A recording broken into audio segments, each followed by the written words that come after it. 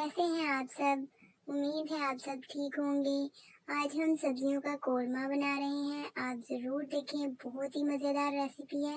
यहाँ पर मैंने आलू मटर गाजर लिया है, आप चाहें तो कोई भी सब्ज़ी ऐड कर सकते हैं आपकी पसंदीदा।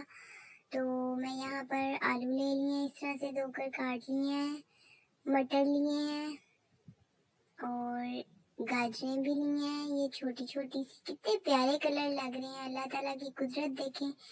तो ये देखिए मैंने 3 डिफरेंट कलर की सब्जियां लेकर इन्हें अच्छे से वॉश करके काट के रख लिया है। अब मैं एक बर्तन लूँगी, उसके अंदर मैं डाल रही हूँ ऑयल। ऑयल डालने के बाद मैं इसके अंदर दरमियाने साइज़ की प्याज ली है मैंने, वो डाल रही हूँ। उसको मैं लाइट ब्राउन सा करूँगी। तो लाइट ब्राउन करने के बाद अब मैं इसके अंदर लहसुन अदरक का पेस्ट ऐड कर रही हूँ 2 टेबल स्पून ऐड करने के बाद इसे मैं अच्छी तरह से भून लूँगी ताकि इसकी जो रिच स्मेल होती है ना वो ख़त्म हो जाए। तो ये देखिए मैं भून चुकी हूँ। अब मैं इसके टेक्सचर को मज़ीद बेहतर बनाने के लिए इसके अंदर मैं थोड़ा पानी ऐड करूँगी। तो अब देखिए मैं पानी डाल चुकी हूँ। अब मैं इसको अच्छी तरह से हिलाऊंगी। हिलाने के बाद अब मैं इसे कुछ देर के लिए रखूँगी कि ये नरम हो जाए। अब मैं इसमें मटर ऐड कर दूँगी। मटरों को 2 से 3 मिनट तक मैं पकने दूँगी। उसके बाद में मैं इसके अंदर नमक, मिर्च, हल्दी 1 टेबल स्पून मैंने डाला है। नमक आप अपनी मंशा के मुताबिक डालें, जितनी आपको ज़रूरत हो। और अब मैं इसमें ये देखें कोरमा मसाला ऐड करूँगी 1/2 टेबल स्पून। इससे आपकी हंडिया में बहुत मज़ेदार टेस्ट आएगा।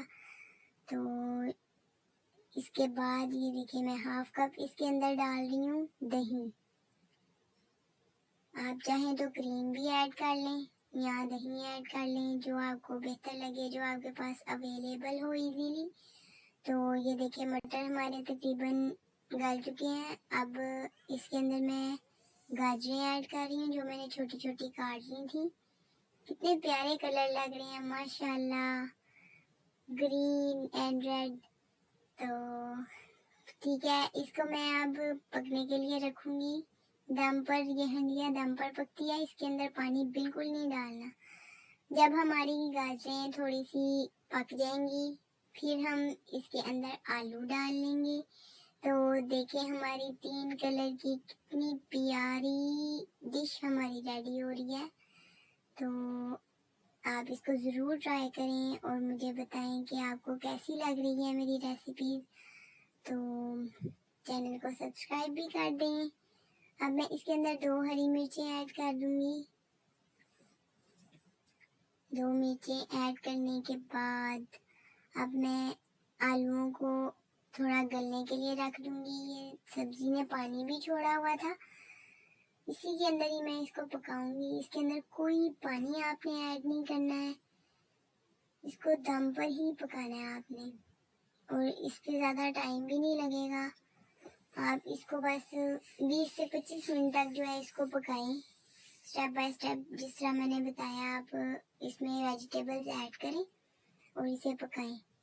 तो ये देखिए अब हमारे ये मटर गल चुके हैं, ठीक है, ये देखें। और ये हमारे पोटैटो भी गल चुके हैं और हमारी गाजरों में ज़रा कसर लग रही है मुझे।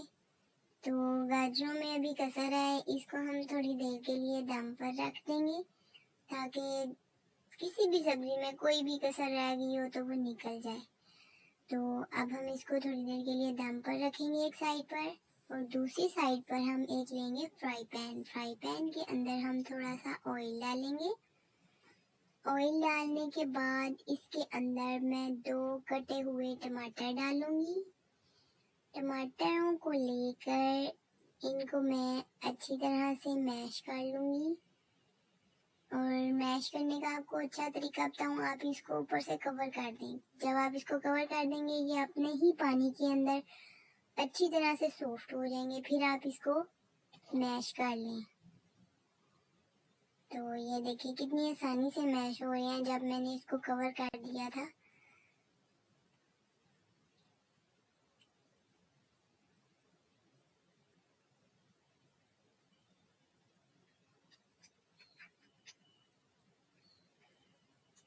اس طرح سے ہم سارے ٹماٹروں کو میش کر لیں گے اچھے طریقے سے، اور اس کو یہاں تک پکائیں گے، اتنا اس کو بھونیں گے کہ یہ آئل الگ ہو جائے اور ٹماٹروں کا پیسٹ بن کر بالکل الگ ہو جائے. تو ہم اس کو اس طرح سے اتنا فرائی کر لیں گے. یہ دیکھیں یہ ہماری ہنڈیا کے تمام ویجیٹیبل جو ہیں اچھی طرح سے گل چکے ہیں. اب ہم نے جو ٹماٹر کا پیسٹ بنایا تھا وہ ہم اس کے اندر ایڈ کر لیں گے.